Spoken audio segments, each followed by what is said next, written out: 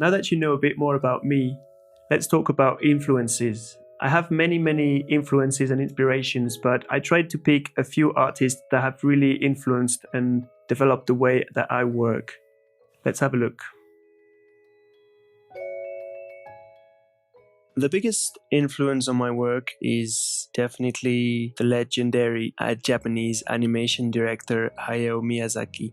If you've seen his films, then you know why he's the best. If you haven't seen them, I strongly recommend that you watch all of them. He made a lot of wonderful movies, but also mangas, which is a bit less known. And I'm very inspired not only by the movies and mangas he created, but also by his mindset and his work ethic in general. He's a man who really aspires to show the beauty in the world, and he wants to make movies for young people to give them hope and show them that the world can be a good place. He really wants to spread a message of hope and fascination for nature, and this is something that I would really like to show in my own work as well. Next, I'd like to talk about Kazuo Oga, who was the art director on many of Miyazaki's movies, including Totoro and Mononoke. Their work and the work of Studio Ghibli background artists in general has been very influential on my work.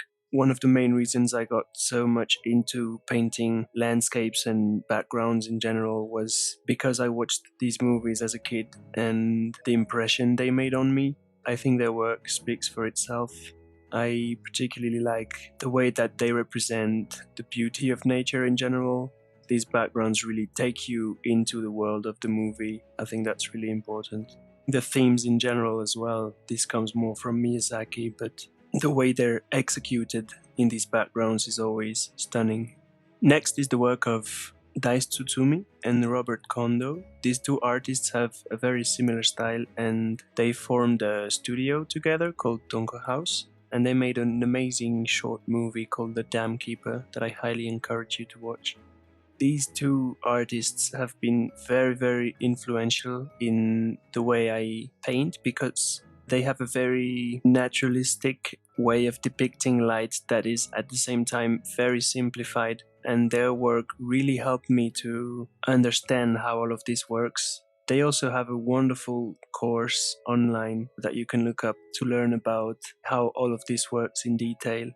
I really enjoy the way that they play with light in general. They were both art directors at Pixar before they left to create their own studio. And I'm showing some images from both of them here mixed, and you can see kind of a very similar feeling in general. I think it's very interesting to see two artists who really understand each other that much on the way they like to paint and to create, which allows them to collaborate beautifully. Joaquin Sorolla is one of my favorite painters. He was a painter active at the end of the 19th and beginning of the 20th century. And he made a lot of his paintings on the beach, actually, in Sevilla, in the south of Spain. This is why a lot of his painting have a very strong sense of sunlight. And I really enjoyed that. Like here we can see these rays of sunlight coming through the walls and onto those characters. These very bold brush strokes indicating a very strong sunlight. He has an incredible use of color. He was depicting all kind of variations of hue into, you see like these simple white dresses have green, violet, purple, blue, sometimes yellow. It's really fascinating. This is a great example of incredibly bright colors that kind of all fit together. Still a realistic picture, but it seems like he was enjoying emphasizing the saturation of colors very much, and it helps to feel that strong sense of sunlight. This is a much more subdued example, but you can see like the amount of variation of color that we have on this simple white bed. There's all these different colors reflecting from around the room onto this white sheet. And he has a fascinating depiction of water also. It's kind of hard to imagine how he was doing this without photographs or anything. He was just standing on the beach, making studies, and then creating these kind of paintings. I think he's a really great example of vibrant colors that feel natural. If you go to Madrid, if you have a chance to visit his museum, it's absolutely incredible. You can see a lot of these paintings for yourself. So these are just a few of the artists that inspire me, but I have included in the additional resources some links to many other artists if you want to check that out. In the next lesson, we're going to talk about what we will do in this course.